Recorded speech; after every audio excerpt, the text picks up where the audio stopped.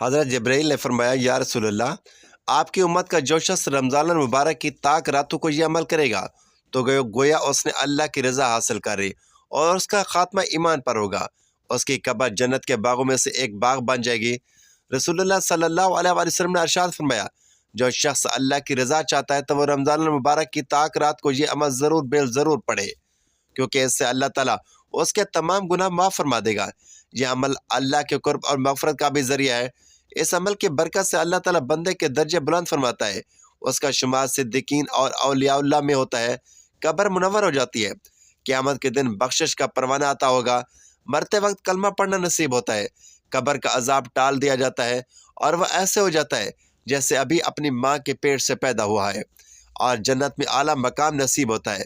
بس یہ ایک ایسا بخشش و مغفرت کا انمول تحفہ ہے جیسے محروم رہ جانا بہت بڑی نادانی ہوگی۔ رمضان المبارک کے آخری جمعہ کے دن ان کلمات کو پڑھنے سے مغفرت اور رحمت کے دروازے کھول دیے جاتے ہیں۔ اس دن کی قدر کریں اور اس بابرکت عمل کو اپنائیں تاکہ دنیا و آخرت میں کامیابی حاصل ہو۔ وہ کلمات یہ ہیں: بسم اللہ الرحمن الرحیم، السلام علیکم ورحمۃ اللہ وبرکاتہ۔ محترم ناظرین، حضرت آمنہ بنت وہب رضی اللہ تعالیٰ عنہ کے بطن عطر میں نبی کریم صلی اللہ علیہ وآلہ وسلم کی آمد ایک ایسا نورانی اور مبارک واقعہ ہے جو نہ صرف انسانی تاریخ بلکہ پوری کائنات میں ایک عظیم انقلاب کا پیش خیمہ بنا۔ حضرت آمنہ بنت وہب کے باپ قبیلہ قریش کے ایک معزز خاندان سے تعلق رکھتے تھے۔ آپ کے والد وہب بن عبد المناف اور والدہ حضرت برہ تھیں۔ آپ کا خاندان بنو زارہ سے تعلق رکھتا تھا جو قریش کے ممتاز اور باوقار خاندانوں میں شمار ہوتا تھا۔ نبی کریم صلی اللہ علیہ وآلہ وسلم کے والد ماجد حضرت عبداللہ بن عبد المطلب حسن و جمال، شرافت و وجاہت میں بے مثال تھے۔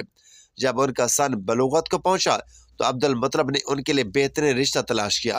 چنانچہ حضرت آمنہ بنت وہب جو کہ قریش کی نہایت پاکیزہ، نیک سیرت اور باوقار خاتون تھی، ان کے ساتھ نکاح طے پایا۔ اس مبارک جوڑے کا نکاح بہت سادگی اور محبت کے ساتھ ہوا۔ نکاح کے کچھ عرصے بعد حضرت آمنہ کو ایک عظیم اور نورانی خواب نظر آیا، جس سے انہیں بتایا گیا کہ وہ ایک عظیم المرتبہ بچے کی ماں بننے والی ہے۔ روایات میں آتا ہے کہ ایک دن جب وہ محو خواب تھیں تو ایک فرشتہ ان کے پاس آیا اور کہا، اے آمنہ، تمہیں خوشخبری ہو کہ تمہارے بطن میں ایک عظیم ہستی پرورش پا رہی ہے جو نہ صرف عرب بلکہ پوری کائنات کے لیے رحمت بنے گی۔ جب یہ بچہ پیدا ہو تو کہنا کہ میں اسے ایک اللہ کے سپرد کرتی ہوں جو ساری مخلوق کا رب ہے۔ یہ خواب دیکھنے کے بعد حضرت آمنہ کے دل میں ایک عجیب سی خوشی اور سکون پیدا ہو گیا۔ انہوں نے محسوس کیا کہ ان کا حمل عام حملوں سے مختلف ہے۔ وہ کسی بھی قسم کی تکلیف یا پریشانی محسوس نہیں کرتی تھی بلکہ ہر وقت ایک روحانی سرور اور طمانینت میں رہتی تھی۔ نبی کریم صلی اللہ علیہ وسلم کی ولادت بسعادت ہے سے قبل کئی معجزاتی اور حیرت انگیز واقعات رونما ہوئے۔ حضرت آمنہ فرماتی ہے کہ جب میں نبی کریم صلی اللہ علیہ وسلم کے حمل سے تھی تو مجھے ایسا محسوس ہوتا ہے جیسے میرا بوجھ ہلکا ہے اور میں کسی خاص نور کی حفاظت میں ہوں۔ ایک روز میں نے خواب میں دیکھا کہ ایک نور میرے جسم سے نکلا اور اس نور کی روشنی شام کے محلات تک پہنچ گئی۔ یہ خواب در حقیقت اس بات کی علامت تھا کہ نبی کریم صلی اللہ علیہ وسلم کی آمد سے دنیا میں ہدایت اور روشنی پھیلنے والی ہے اور وہ اندھیرے کو ختم کر کے نور کا پیغام عام کرے گی۔ جب حضرت آمنہ امید سے تھی تو ان پر ایک بڑا صدمہ نازل ہوا۔ ان کے شوہر حضرت عبداللہ جو کہ ایک تجارتی قافلے کے ساتھ شام گئے تھے، وہ واپسی پر بیمار ہو گئے اور یثرب مدینہ میں قیام کیا۔ کچھ عرصے بعد وہ وہیں پر بیماری کی حالت میں وفات پا گئے۔ یہ خبر حضرت آمنہ کے لیے بہت بڑا صدمہ تھی، مگر وہ اللہ کے فیصلے پر راضی تھی۔ انہوں نے ہمت اور صبر سے اس آزمائش کا سامنا کیا اور اپنی امیدوں کا مرکز اپنے آنے والے بچے کو بنایا جو دنیا میں رہبر اور برکت کا سبب بننے والا تھا۔ نبی پاک صلی اللہ علیہ وسلم کی آمد سے قبل دنیا میں کئی حیرت انگیز واقعات پیش آئے۔ روایات میں آتا ہے کہ ایران میں کسریٰ کے محل 14 کے کنگرے گر گئے جو اس بات کی علامت تھی کہ ظالم بادشاہوں کا زوال ہونے والا ہے۔ بحر طبریہ کا پانی خشک ہو گیا جو اس بات کی علامت تھی کہ نئی ہدایت کا سورج طلوع ہونے والا ہے۔ آتش کدہ فارس جو 1000 سالوں سے جل رہا تھا وہ خود بخود بجھ گیا جو اس بات کی دلیل تھی کہ باطل کی تاریکی ختم ہونے والی ہے۔ کعبے کے قریب موجود بت سر کے بل گر پڑے جو اس بات کا اشارہ تھا کہ اللہ کے توحید کا پیغام آنے والا ہے۔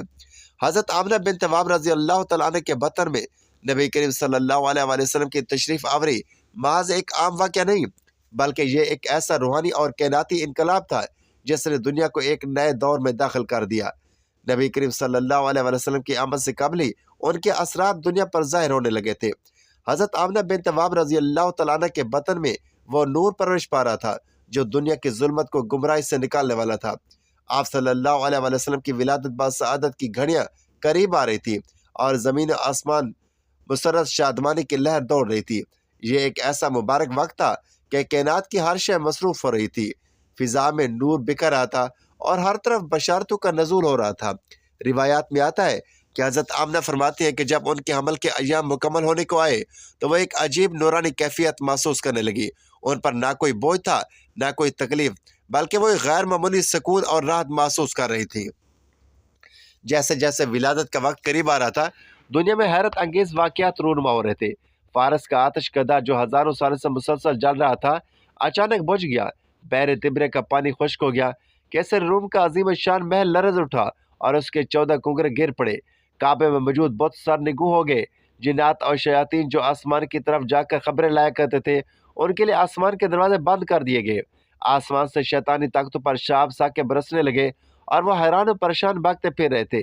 اس رات پورے مکہ میں ایک غیر معمولی سکون اور نورانیت تھی۔ حضرت آمنہ فرماتی ہے کہ جب نبی کریم صلی اللہ علیہ وسلم کی ولادت کی گھڑی قریب آئی تو وہ بے حد نورانی خواب دیکھنے لگی۔ وہ کہتی ہے کہ انہوں نے دیکھا کہ ان کے جسم سے ایک نور نکلا جس نے ساری دنیا کو روشن کر دیا اور اس کی روشنی میں شام کے محلات بھی نظر آنے لگے۔ جب آپ صلی اللہ علیہ وسلم کی ولادت کا وقت آیا تو اچانک پورا گھر نور سے بھر گیا، ہر طرف روشنی پھیل گئی اور فضا میں خوشبو مہکنے لگی۔ وہ مبارک لمحہ آن پہنچا جب دنیا کے سب سے عظیم اور آخری نبی صلی اللہ علیہ وسلم کی ولادت ہوئی۔ یہ 12 ربیع الاول کی صبح تھی، فجر کا وقت تھا۔ مکہ مکرمہ کی مقدس سرزمین پر حضرت آمنہ کے گھر میں نور کا ظہور ہوا۔ آپ صلی اللہ علیہ وسلم بغیر کسی تکلیف کے پیدا ہوئے۔ آپ کی ولادت ایسے تھی جیسے کوئی روشنی نمودار ہو رہی ہو۔ روایت میں آتا ہے کہ آپ صلی اللہ علیہ وسلم کی ولادت کے وقت آسمان پر ایک غیر معمولی چمک تھی، فرشتے خوشی سے جھوم رہے تھے۔ جبریل امین علیہ السلام فرشتوں کے جھرمٹ میں زمین پر تشریف لائے، جنت کے دروازے کھول دیے گئے، حوریں آپ کی آمد کی خوشی میں نغمے گا رہی تھی۔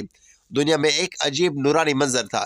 حضرت آمنہ فرماتی ہیں کہ جب نبی کریم صلی اللہ علیہ وسلم کی ولادت ہوئی تو انہوں نے دیکھا کہ ان کے جسم سے نکلنے والا نور ہر طرف پھیل چکا ہے۔ حضرت عبد المطلب کو جیسے ہی نبی کریم صلی اللہ علیہ وسلم کی ولادت کی خبر ملی، وہ بے حد خوش ہوئے اور بیت اللہ میں پہنچے اور سجدہ شکر ادا کیا۔ وہاں انہوں نے دعا کی کہ یہ بچہ امت کے لیے رحمت اور برکت کا سبب بنے۔ پھر وہ خوشی خوشی واپس آئے اور آپ صلی اللہ علیہ وسلم کو اپنی گود میں اٹھایا، پیار کیا اور کہا میں اسے محمد صلی اللہ علیہ وسلم کا نام دیتا ہوں تاکہ یہ آسمانوں اور زمین میں محبوب و مشہور ہو کر۔ عرب میں یہ نام زیادہ معروف نہ تھا۔ لوگ حیرت سے پوچھتے ہیں کہ آپ نے یہ نام کیوں رکھا تو حضرت عبد المطلب فرماتے کہ میں چاہتا ہوں کہ یہ میرا بیٹا زمین و آسمان میں تعریف کے قابل ہو۔ حضرت آمنہ فرماتی ہیں کہ جب نبی کریم صلی اللہ علیہ وسلم کی ولادت ہوئی تو وہ کسی عام نومولود بچے کی طرح نہ تھی، بلکہ ان کا چہرہ مبارک سے ایک خاص نور جھلک رہا تھا۔ ان کی آنکھیں کھلی ہوئی تھی اور وہ آسمان کی طرف دیکھ رہے تھے، گویا کہ وہ دنیا میں آ کر بھی اپنی اصل منزل کو دیکھ رہے تھے۔ آپ صلی اللہ علیہ وسلم کی ولادت کے بعد حضرت شفا بنت عمر جو حضرت عبد الرحمن بن عوف کی والدہ تھی، حضرت آمنہ کے پاس آئیں اور مبارکباد دی۔ وہ بیان کرتی ہیں کہ جب میں نے نبی کریم صلی اللہ علیہ وسلم کو دیکھا تو وہ عام بچوں کی طرح نہ تھے، بلکہ ان کے چہرے مبارک سے ایسا نور نکل رہا تھا جیسے 14ویں کا چاند چمک رہا ہو۔ حضرت حلیمہ سعدیہ جو نبی کریم صلی اللہ علیہ وسلم کی رضائی ماں بنی، وہ بھی بیان کرتی ہیں کہ جب آپ صلی اللہ علیہ وسلم کو لینے آئی تو میرا پورا گھر نور سے بھر گیا، میری زندگی میں برکت آ گئی، میری سوکھی ہوئی بکریاں دودھ دینے لگی اور میرے قافلے کو غیر معمولی رحمت حاصل ہوئی۔ اس طرح نبی کریم صلی اللہ علیہ وسلم کی ولادت کا واقعہ محض ایک عام واقعہ نہ تھا، بلکہ یہ پوری انسانیت کے لیے ایک نئے دور کی ابتدا تھی۔ وہ دن دنیا کے لیے روشنی، ہدایت اور رحمت کی نوید لے کر آیا تھا۔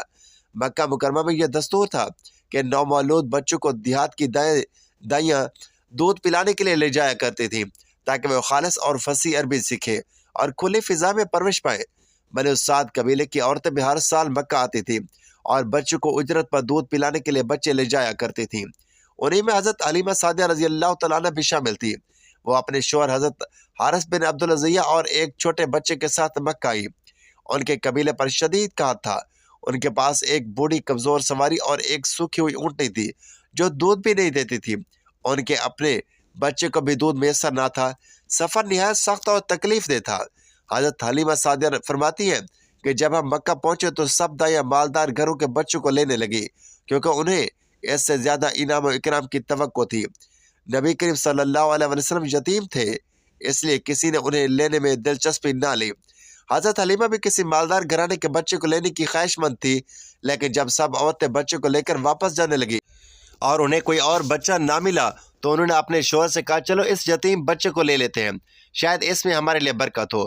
حضرت حارث نے کہا یہ بہت اچھی بات ہے، شاید اللہ میں اس کے ذریعے برکت عطا فرمائے۔ چنانچہ حضرت حلیمہ سعدیہ نبی کریم صلی اللہ علیہ وسلم کے گھر گئی۔ جب وہ اندر داخل ہوئی تو انہوں نے حضرت آمنہ سے درخواست کی کہ وہ محمد صلی اللہ علیہ وسلم کو دودھ پلانے کے لیے لے جانا چاہتی ہے۔ حضرت آمنہ نے محبت سے اپنے جگر کو حضرت حلیمہ کی گود میں دے دیا۔ حضرت حلیمہ فرماتی ہے کہ جیسے ہی میں نے محمد صلی اللہ علیہ وسلم کو اپنی گود میں لیا، میرے دل میں ان کی بے پناہ محبت پیدا ہو گئی۔ میں نے محسوس کیا کہ یہ عام بچہ نہیں بلکہ اللہ کی خاص رحمت ہے۔ جیسے میں نے انہیں دودھ پلایا، میرا خشک سینہ دودھ سے بھر گیا۔ میرے اپنے بچے نے بھی سیر ہو کر دودھ پیا اور پہلی رات وہ رات بھر سکون سے سویا۔ جب ہم واپس جانے لگے تو حیرت انگیز واقعات پیش آنے لگے۔ ہماری کمزور سواری جو بامشکل چل رہی تھی اچانک تیز ہوگی۔ وہ اونٹنی جو دودھ نہیں دے رہی تھی اس کے تھن دودھ سے بھر گئے۔ حضرت حارث نے اور حیرت سے کہا حلیمہ واللہ ہمیں ایک نہایت بابرکت بچہ ملا ہے۔ حضرت حلیمہ نے مسکرا کر کہا ہاں واقعی یہ بچہ عام بچوں جیسا نہیں۔ جب ہم اپنے گاؤں پہنچے تو اللہ کی برکتوں کا نزول شروع ہو گیا۔ ہمارے جانور جو پہلے دبلے اور کمزور تھے اچانک صحت مند ہونے لگے۔ ہماری بکریاں زیادہ دودھ دینے لگی۔ ہمارے کھیت سرسبز ہو گئے اور ہمارا گھر خوشحالی سے بھر گیا۔ پورے گاؤں کے لوگ حیران تھے کہ حلیمہ کے گھر میں اتنی برکتیں کیسے آ گئیں۔ حضرت حلیمہ فرماتی ہے کہ جب نبی کریم صلی اللہ علیہ وسلم ہمارے پاس آئے تو ہمارے دن بھار ہو گئے۔ ہم جہاں بھی جاتے اللہ کی رحمت ہمارے ساتھ ہوتی۔ نبی کریم صلی اللہ علیہ وسلم بچوں سے بالکل مختلف تھے۔ وہ بچپن ہی سے انتہائی پاکیزہ طبیعت کے تھے، ہمیشہ صاف ستھرے رہتے، ان کے جسم سے خوشبو آتی، وہ کبھی ناپاک نہ ہوتے۔ ان کی حرکات اور سکنات میں ایک ایسا خاص وقار اور نورانیت تھی۔ وہ اپنے رضائی بہن بھائیوں کے ساتھ کھیلتے لیکن کسی کو تکلیف نہ دیتے۔ حضرت حلیمہ اور ان کے شوہر کو نبی کریم صلی اللہ علیہ وسلم سے بے حد محبت تھی۔ وہ چاہتی تھی کہ یہ سعادت زیادہ عرصہ انہیں حاصل رہے۔ چنانچہ جب دودھ پلانے کی مدت پوری ہوئی اور نبی پاک صلی اللہ علیہ وسلم کو واپس مکہ لے جانے کا وقت آیا تو حضرت حلیمہ کو جدائی کا غم ستانے لگا۔ انہوں نے حضرت آمنہ سے درخواست کی کہ محمد صلی اللہ علیہ وسلم کو کچھ اور عرصہ ان کے پاس رہنے دیا جائے۔ حضرت آمنہ نے محبت سے اجازت دے دی۔ نبی کریم صلی اللہ علیہ وسلم 2 سال مزید حضرت حلیمہ کے پاس رہے اور اس دوران وہ ہر روز اپنی کرامات سے برکتوں سے ان کے گھر کو مزید منور کرتے رہے۔ نبی کریم صلی اللہ علیہ وسلم نے لیلۃ القدر کی فضیلت کے بارے میں بہت سی احادیث بیان فرمائی۔ حضرت ابو ہریرہ رضی اللہ تعالیٰ عنہ سے روایت ہے کہ رسول اللہ صلی اللہ علیہ وسلم نے فرمایا جو شخص لیلۃ القدر میں ایمان اور ثواب کی نیت سے قیام کرے اس کے پچھلے تمام گناہ معاف کر دیے جاتے ہیں۔ رسول اللہ صلی اللہ علیہ وسلم کے بچپن کا ایک مشہور واقعہ ہے جب آپ صلی اللہ علیہ وسلم کی ملاقات ایک راہب بحیرہ سے ہوئی۔ یہ واقعہ اس وقت کا ہے جب آپ کی عمر 12 سال تھی اور آپ اپنے چچا ابو طالب کے ساتھ ملک شام کے تجارتی سفر پر جا رہے تھے۔ اس زمانے میں عرب کے قریش تاجر قافلوں کی صورت میں شام اور یمن تجارت کے لیے جایا کرتے تھے۔ یہ سفر سخت اور لمبا ہوتا تھا اور راستے میں کئی مشکلات پیش آتی تھیں۔ مکہ کے بڑے سردار اور تاجر اپنی تجارت کے لیے ایسے سفر اختیار کرتے اور جوان لڑکے ان کے ساتھ مدد کے لیے جایا کرتے تھے۔ کیونکہ رسول اللہ صلی اللہ علیہ وسلم یتیم تھے اور ابو طالب آپ سے بے حد محبت کرتے تھے، اس لیے وہ آپ کو اپنے ساتھ لے گئے۔ جب یہ قافلہ بصرہ کے قریب پہنچا جو کہ اس وقت سلطنت روم کا ایک بڑا شہر تھا، وہاں ایک مشہور عیسائی راہب بحیرہ رہتا تھا۔ وہ ایک عبادت گزار اور علم رکھنے والا شخص تھا۔ اس کے پاس پرانی کتابیں موجود تھیں جن میں گزشتہ انبیاء کی خبریں لکھی ہوئی تھیں۔ بحیرہ عام طور پر قافلوں کی طرف توجہ نہیں دیتا تھا، لیکن اس بارے جب اس نے قافلے کو آتے دیکھا تو فوراً متوجہ ہوا۔ اس نے محسوس کیا کہ قافلے کے ساتھ آنے والے ایک نوجوان پر غیر معمولی علامات موجود ہیں۔ اس نے دیکھا کہ ایک بادل اس لڑکے کے اوپر سایہ کیے ہوئے، اور جب قافلہ ایک درخت کے نیچے آ کر رکا تو درخت کی شاخیں خود بخود جھک گئیں تاکہ اس لڑکے پر سایہ کرے۔ یہ مناظر دیکھ کر بحیرہ حیران رہ گیا اور سمجھ گیا کہ یہ کوئی عام انسان نہیں بلکہ وہی آخر نبی ہو سکتے ہیں جس کی خبر سابقہ صحیفوں میں دی گئی ہے۔ بحیرہ نے قریش کے قافلے کو کھانے کی دعوت دی۔ قافلے والے حیران ہوئے کیونکہ پہلے کبھی اس راہب نے ان کے ساتھ ایسا برتاؤ نہیں کیا تھا، لیکن وہ دعوت قبول کر کے کھانے کے لیے آ گئے۔ بحیرہ نے کھانے میں قریش کے تمام لوگوں پر نظر ڈالی، مگر جس چہرے کی تلاش تھی وہ نظر نہ آیا۔ اس نے پوچھا کہ کیا تمہارے قافلے میں قافلہ مکمل ہے یا کوئی پیچھے رہ گیا ہے؟ قریش نے جواب دیا کہ ہمارا ایک چھوٹا سا ساتھی سامان کے پاس رک گیا ہے۔ بحیرہ نے اصرار کیا کہ اسے بھی لاؤ۔ چنانچہ رسول اللہ صلی اللہ علیہ وسلم کو بلایا گیا۔ جیسے ہی آپ صلی اللہ علیہ وسلم اندر داخل ہوئے، بحیرہ کی آنکھیں چمک اٹھی اور وہ بڑے غور سے آپ کو دیکھنے لگا۔ وہ آپ کے حرکات اور سکنات کو دیکھ کر حیران ہو گیا۔ کھانے کے بعد بحیرہ نے رسول اللہ صلی اللہ علیہ وسلم سے کوئی سوالات کیے۔ اس نے آپ سے نیند کے بارے میں سوال کیا کہ آپ کیسے سوتے ہیں اور آپ کے دیگر معاملات زندگی کے متعلق دریافت فرمایا۔ آپ صلی اللہ علیہ وسلم نے جوابات دیے تو بحیرہ نے آپ کی پشت پر مہر نبوت کو دیکھنے کی خواہش ظاہر کی۔ جب اس نے دیکھا تو یقین کر لیا کہ یہ وہی آخری نبی ہیں جن کی بشارت تورات اور انجیل میں دی گئی ہے۔ بحیرہ نے ابو طالب کو ایک طرف لے جا کر کہا کہ یہ بچہ کوئی عام لڑکا نہیں بلکہ یہ اللہ کے آخری نبی ہے۔ ان کے چہرے پر نبوت کی نشانیاں ہیں۔ میں نے ان کی وہ تمام علامات دیکھی ہیں جو ہماری کتابوں میں لکھی ہیں۔ مجھے ڈر ہے کہ اگر یہود کو ان کے بارے میں پتہ چل گیا تو وہ انہیں نقصان پہنچانے کی کوشش کریں گے، کیونکہ یہ وہی نبی ہے جن کا انتظار کیا جا رہا ہے، اور یہود نہیں چاہتے کہ نبی کسی اور قوم میں آئے۔ بحیرہ نے ابو طالب کو مشورہ دیا کہ وہ جلد از جلد مکہ واپس چلے جائے اور اس بچے کو دشمنوں کی نظروں سے بچائے۔ ابو طالب نے یہ سن کر سفر کینسل کر دیا اور جلد مکہ واپس آ گئے تاکہ کسی قسم کا خطرہ نہ ہو۔ یہ واقعہ رسول اللہ صلی اللہ علیہ وسلم کی نبوت کی ابتدائی نشانیوں میں سے ایک تھا، اور یہ ظاہر کرتا ہے کہ اللہ تعالیٰ نے آپ کی حفاظت کے اسباب پہلے سے ہی پیدا کر دیے تھے۔ اسی طرح یہ واقعہ اہل کتاب کے ان علماء کرام کی شہادت ہے جو نبی اکرم صلی اللہ علیہ وسلم کے آنے کی خبر اپنی کتابوں میں پا چکے تھے۔ اس واقعے کے بعد ابو طالب کو بھی احساس ہو گیا کہ ان کا بھتیجا کوئی عام انسان نہیں بلکہ اللہ کی طرف سے بھیجی گئی ایک عظیم ہستی ہے۔